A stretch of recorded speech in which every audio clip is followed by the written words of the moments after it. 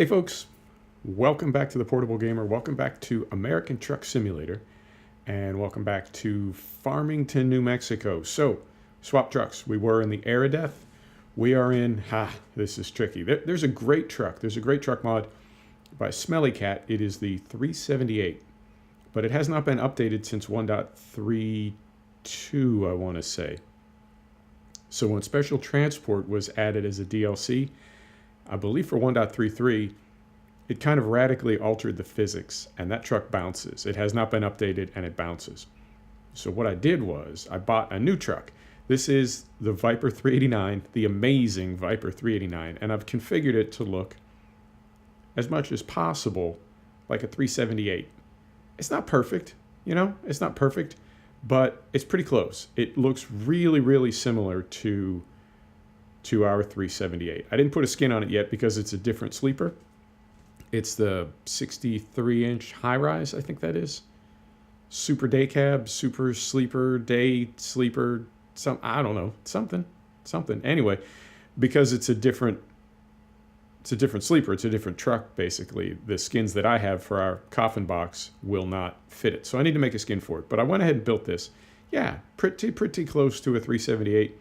Went with a standard wheelbase, and I did not put lights all over it. I did have mirrors up front, and they were beating up our frame rate a little bit, so I took them off. So anyway, this is our fake 378, and it's really a 379, I believe. So it goes. Right, we're in Farmington. We just slept. It's 6 a.m. Let's get a job. Let's get out of here. And we're making our way up to the Pacific Northwest, and I will tell you what our goal is momentarily. Farmington. Where do we want to go? I mean, we could take this the whole way. We've got a Detroit diesel motor with 585 horsepower, I think. Yeah, we could take that. We could take this. That's a little better because this is going all the way. That's going all the way. We could take this. It's heavy. Not that heavy. What else could we take? I don't want to do Special Transport. Santa Fe. These are all kind of going the wrong way. Yeah, I think that's it. We don't have a whole lot of choice. We are taking this cable reel up to Nevada. 22 hours we have to pick it up. And we just slept. We're good to go. And this says we're checked out for heavy cargo. Fantastic. Let's roll. And this truck does have the headlights. I love it. Do have the little BMW style ghost rings. I don't know if we've got a GPS inside. I haven't spent a lot of time in this truck yet. We sure do. Fantastic. So, thrower in reverse. Oh, and we're also running an Eaton 13 speed with a retarder, which is also a little different. We've been running a lot of 18 speeds lately, but we went with something a little different. And I set up, because I've built so many Vipers in this sim, I did a lot of things that I don't normally do when I build a truck. So I tried to make this one a little bit different. And, you know, it's funny because that 378 does not have nearly the same or nearly as many options as the Viper. So there were a lot of things that I couldn't put on it because they just weren't available. So then when I made this truck, I went ahead and didn't do those same things even though they were available. Does that make sense? Like, even though I had the option to do them because we're trying to recreate that Smelly Cat 378, I did not take advantage of those. Right. It is, what's today? Today is Wednesday. I normally record this on Friday. I'm recording it on Wednesday because I'm going to be on the road on Friday. So I'm going to get this recorded and rendered and put to bed, uploaded as you do, and then I'll just make it public on Saturday. But yeah, it's going to be a bit of a hectic week and a hectic weekend for me. And if that's the case for you as well, I hope you make it through it okay. And if not, if it's going to be a nice chill week for you, then good on you, man. Good on you. I'm jealous. So what else is going on?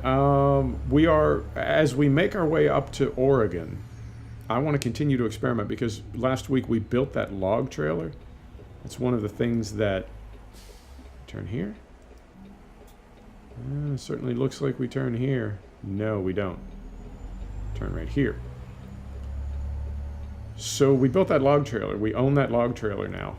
And that is new for 1.34. I know you can make a right turn on red in the United States. I know you can make a right turn on red in this game, but I feel like I get dinged for it every time I do it. Maybe not this time. Super. So it's my understanding that those log trailer jobs will only spawn in Oregon and then in Washington as well when the Washington DLC drops. But at the moment, the only place you can get those jobs is in Oregon, I think. And I think it's similar to the way that the tandem trailers, the big tandem trailers in ATS will only spawn in Scandinavian countries unless you use the override in Pro Mods. But I guess what I'm saying is it's the ATS version of that sort of regional like restriction or specialization or however you want to say it. So I'm not going to try to haul any log jobs till we get back into Oregon. And we are, as we did before, we are making our way north with the goal of getting there right about the time that the Washington DLC drops. When will it drop? I have no idea. It says coming soon at the moment. It's not even, you know what I mean? They haven't even put a date on it yet. But that's fine. We're not in any kind of hurry. No way, man. We're free and easy. Right. Turn that off. Set the brake. Hit the button. Gimme my cargo. And what are we hauling? We're hauling this cable reel. Oh, sometimes me no talk pretty. We're hauling a cable reel. Right. Let's do it. Yes. There we go. Brake is off. Where is this thing? Let's try putting it in gear. Where is this thing? There it is. Yeah. So yeah, I do want to haul some logs, but I don't think I'm going to be able to until I get to Oregon. Now it could be, maybe the jobs spawn in like Northern California to go to Oregon. I don't know. We'll see. But at the moment, I think we're well too far south to pick those up. All right, we don't have a ton of room to work here, so I'm going to go third person, and this is part of the heavy transport pack, yeah, because it's on the big articulated trailer. Swing that over there. I could have cut that a little bit sooner. And I do have, now, one thing I could say about this Viper is it does have some slots on the back, and those reverse lights on the back of the sleeper are there's two of them. There's long range and normal range. Those are the long range, and they are bright, man. They are definitely bright. Right in there. Fantastic. Hook it up. I didn't go with any kind of beacon lights or anything, and I wasn't planning on necessarily hauling a heavy cargo. So we do not have our little safety flags up front. Right, low gear for 66,000 pounds. Let's get out of here. We'll do this in 2 trips. And as always, we will start making our way up to where the DLC is going to be. So that is one thing. Now something else that's been on my mind, really been on my mind, is the game going to bump to 1.35 when the Washington DLC drops? That is typically a thing. Not every time, but very often the game will patch up when a DLC drops. If that's the case, what are we going to do? Now, there's no pro mods on the ATS side, so we're okay there. But what happens in ATS typically happens in ETS and vice versa. Look at these jamokes. Okay, they got headlights on. The way they're coming around the corner, it looks like none of them were running headlights. Unacceptable. I'm going to turn my main beams down. Try to be a good trucker, good citizen. Right, looking good. Here we go.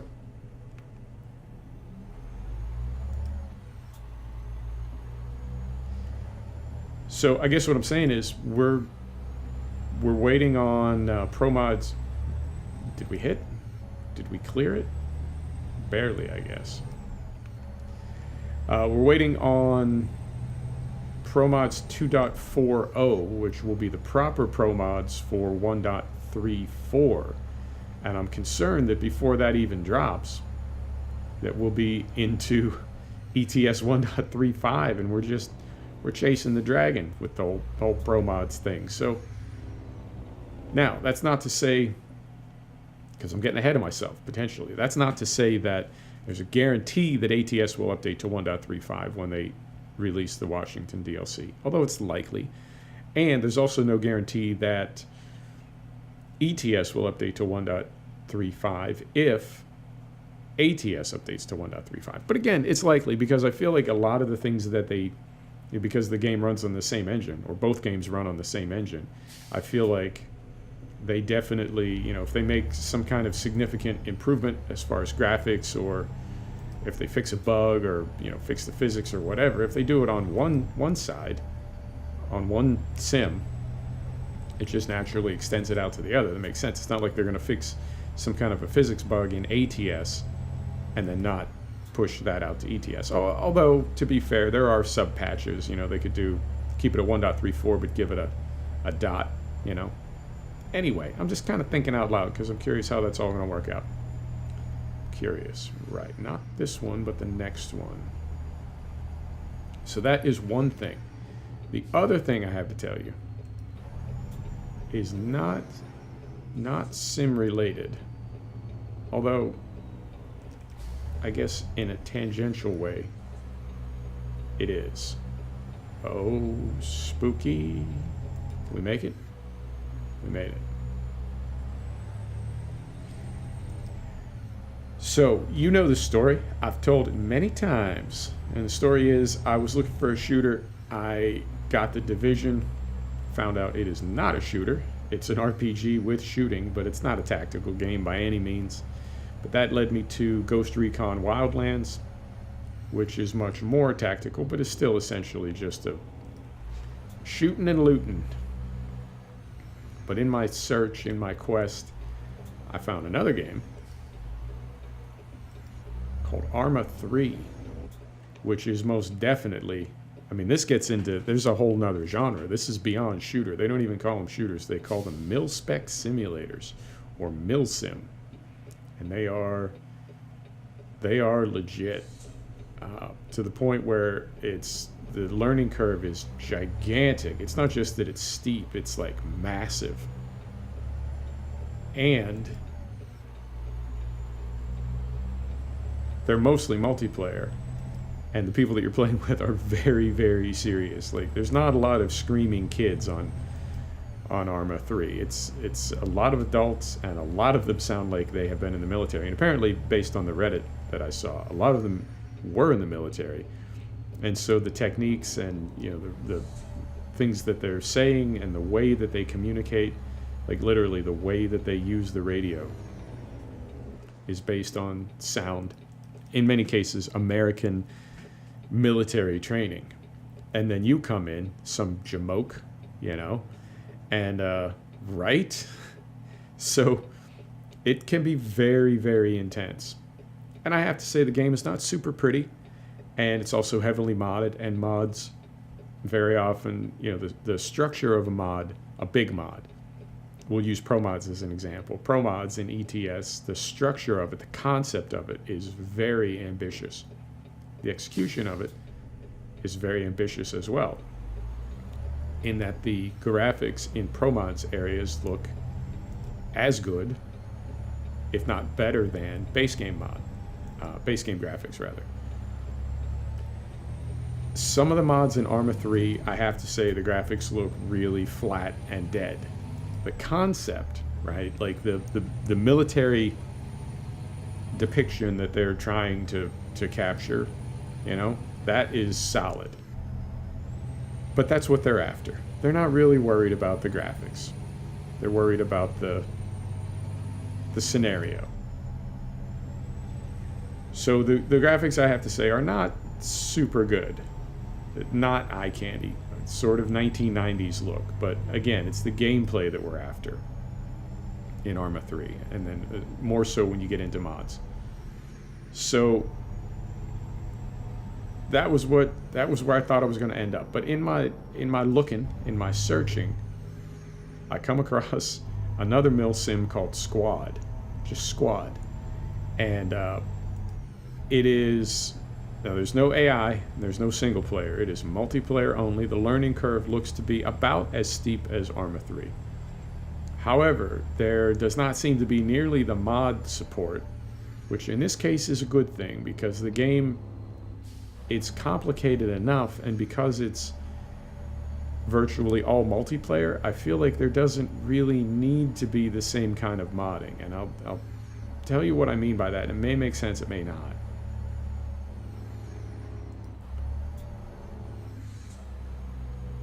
Right. Going around here. Okay, we're going straight. I feel like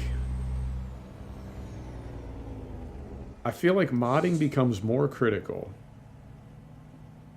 in like scenario gameplay, and there are definitely scenarios in squad, but when it's all multiplayer, I feel like there are so many variables, because you're dealing with real human live being people, that you don't necessarily need the same depth of scenario, because the inconsistencies and variables that people will bring is enough to make every scenario really different every time, if that makes sense. So there's just an unbelievable amount of mod content for Arma 3. A lot of it, I have to say, really does not look very good. And what does it bring to the game? Well, if you're playing multiplayer, I don't know that it brings a whole lot, because you're dealing with people, and that's always just so it's like it's different every time. There's no other way to say it. So you can play the same scenario 100 times with people, and it's going to be different every single time, even without mod content, because that's just what people bring. People are random and non-linear. Add in the mod, and to me it just makes it less pretty, but it's still equally variable, and equally has the opportunity to surprise you, right? Or be challenging in a new way, even though you've done it before. So on the squad side, I feel like the game is prettier, much, much prettier. It's a lot more simple. It doesn't have nearly as much, I don't want to call it clutter. Arma 3,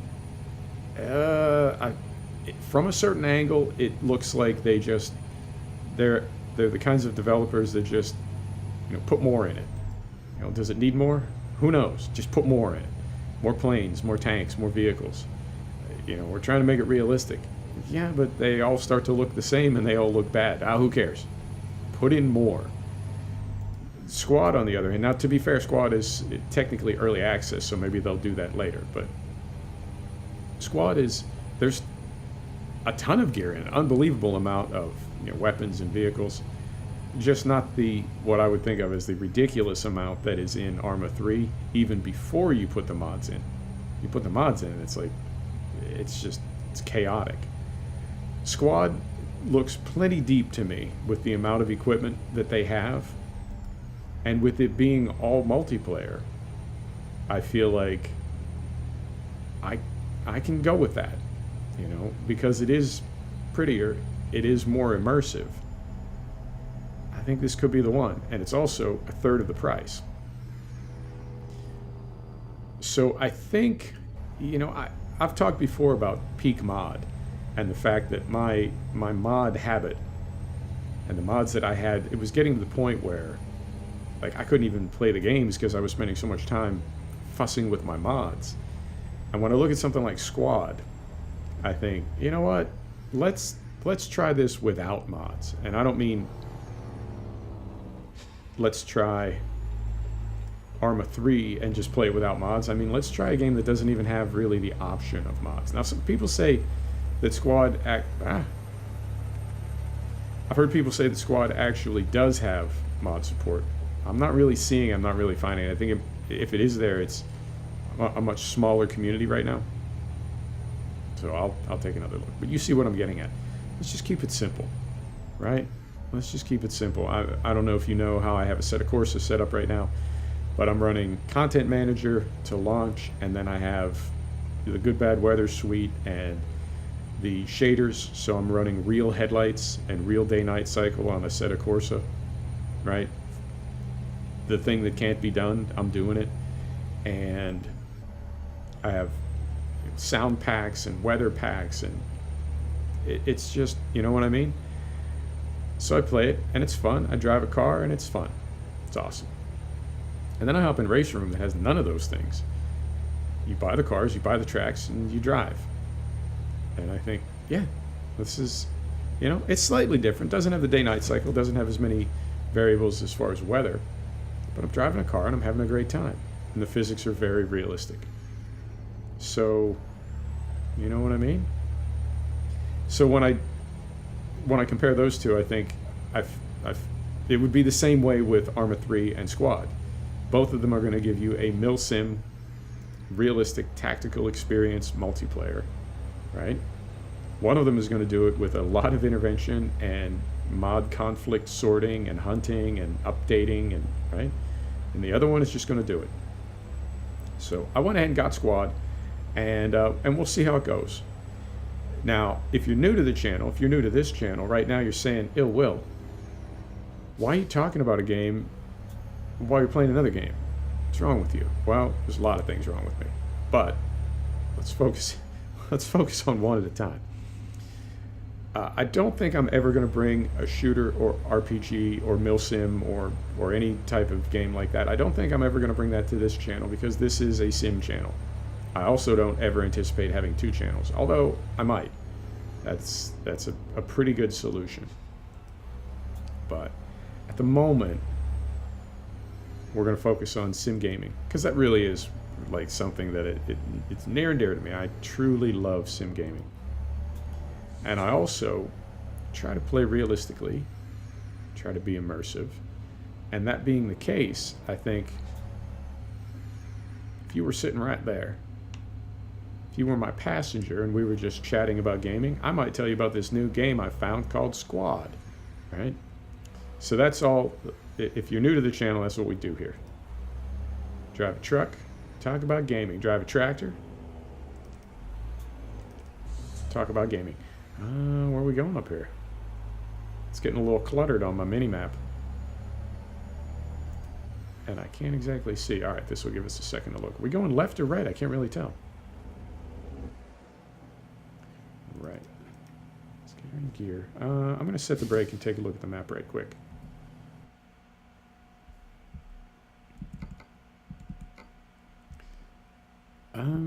Okay, we're just making a right turn west onto the freeway. Okay, that's easy enough. So, yep, that's what we do here. We talk about gaming. I talk about gaming, and that's the game du jour. Turn my lights off. Don't need those anymore. So yeah, man, it's cool. It's apparently you have to play the game for like 50 or 60 or 100 hours before you join a training regiment, which is in and of itself kind of fascinating. But it states explicitly, many different places, do not buy this game, download this game, configure your gamepad, and then jump in. It is not Fortnite. It is not PUBG. And they specifically say you will have a bad time. Not only will you have a bad time, but you will be a tremendous burden to your squad mates. And they will most likely get very angry at you, and you'll just have a terrible experience. And it's not something that you can play multiplayer and have a bad experience and say, well, you know what, screw you guys, I'll just play single player. There's really no single player mode. There is a training area where you can go by yourself. There's no enemies. There's no AI. You just practice doing stuff. And I think, man, that's a difficult game. That is a challenging game where the practice area is literally for practice. It's not like, you know what I mean? It's not for free play or sandbox. It's like actually just to play by yourself. Is it this one? That says 40 west, but the map says go further. You see what I'm saying here? That definitely says 40 west, and we want to get on 40 west, but it's telling me to go down one more. I'm making this turn here. Get in the right gear. I'm making this turn.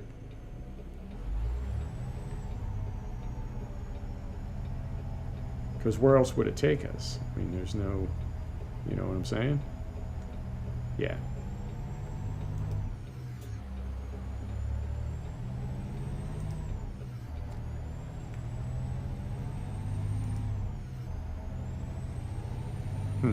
Okay. It certainly looked on the minimap like it wanted us to go down one more turn, but this was the turn it wanted us to make, and we made it. Okay. Glad I did that.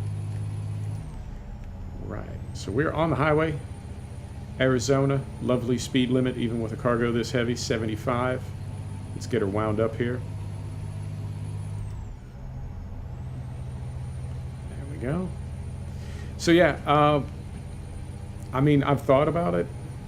I've talked with the folks that are sort of advising me on this, and we've really thought about, you know, maybe even just having like one live stream per week, like Friday night or something, live stream a different kind of game, a horror survival game, or a meal sim, or an RPG, a tactical RPG, or whatever. You know, we just thought about it, and the consensus consistently is no. That's not what the channel is about. It's about trucking, farming, and racing.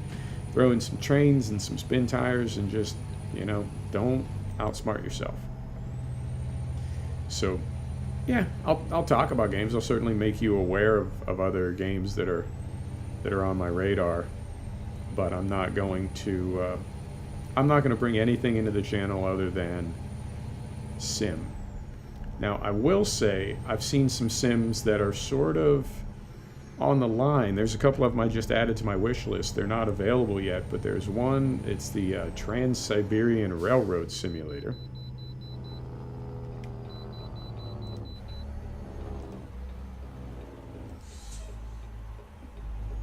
Is it the next one? Yeah, we got a ways to go.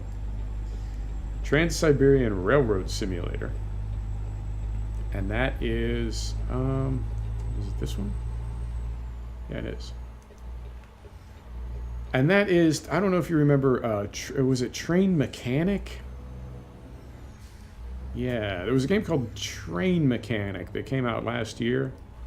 It's like all those mechanic games where it's basically like you're looking at a whole car or a whole PC, or in this case, a whole train, and you approach it, and various areas are highlighted, right? And you take your screwdriver and you do the 4 screws or the 8 screws or the 20 screws or whatever, and you take that panel off, and once you take that panel off, underneath is the whatever, and you can evaluate this piece needs replaced, go to the workbench, right? Go to the catalog. They're all the same. PC repair, car mechanic simulator. They look like they're all based on the fantastic 112,000 pounds. They look like they're all based on the, I don't know what you call it, the physics? Not really physics, but they look like they're all based on that part of My Summer Car, where we're building the car in the garage with all the parts. So this Siberian train simulator, Siberian railway simulator, reminds me of that train mechanic simulator game, in that it doesn't really look like a train simulator. I mean, there's one of the cutscenes, you're like being attacked by wolves and you defend yourself with a chainsaw. So I feel like it's not really a simulator in the way that a simulator is a simulator like we think of, right? Like a truck simulator. But also that train mechanic simulator was not, you know, I mean, you weren't really simulating anything. You were just playing a game where you did various things. And that's cool. That's totally cool. You know, as long as you like it, as long as I like it, then it's a good game. But I feel like the way that we name these games, or the way that the developers name these games, sometimes can be a little bit, you know. But I'll take a look at that, because I do like train sims. Although, as I said, there's nothing really simulator about it. The other one I saw is Alaskan Truck Simulator, and that's kind of the same deal. It looks more like, it's like comparing Mario Kart to R Factor 2. from one perspective, they're identical. You drive around and try to avoid bad things happening to you. From another perspective, one of them is a racing simulator, and the other one you got a mushroom throwing bananas at you. Not super realistic. So it looks. I've played some. Some rally games. What was that? I played some rally game where you're like driving on the beach, and everything is very X Games. You have this list of enemies, and they all have like AOL screen names circa 1992. It's like all the nicknames from the Matrix. Saber. It's just ridiculous. And then the physics are very cartoony. You hit a jump, and if you hit the little magic blinking area on the jump, it catapults you like 1,000 yards. So not really a rally game, not really a trophy truck racing game. And that Alaskan Truck Simulator strikes me as the same way, that it's more of just a fun game. And the premise is that you're driving a tractor trailer in Alaska, but it's not by any means a simulator.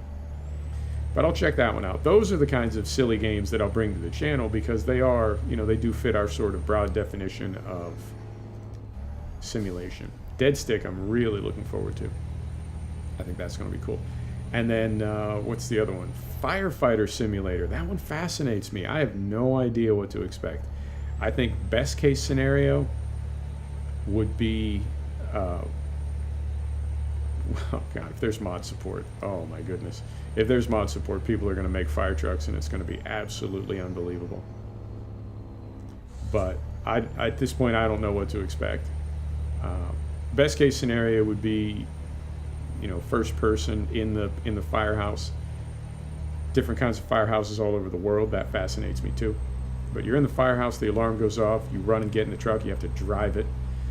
When you get to the fire, you have to position it, either based on your own initiative, or you got somebody on the radio telling you, go to the southwest corner of, and that sort of cuts both ways, because if you, last week, it was last week or so, I mentioned Construction Simulator, which I thought was a great concept, but it was so restrictive. Basically, you just went to a certain place and did exactly what the on-screen instructions told you to do. There was no real room to think or solve problems. You just followed instructions. So when I talk about, a voice on the radio saying go here, go there, you know what I mean? At that point, you're not really thinking. But if it's your own initiative, if you get to the fire and it's like, oh shit, where should I park my truck to be most effective? Or if the voice on the radio just says, we have people on the third floor, get them out, then you need to figure out, first off, where are they? And secondly, how do I position my truck so we can get a ladder up to them?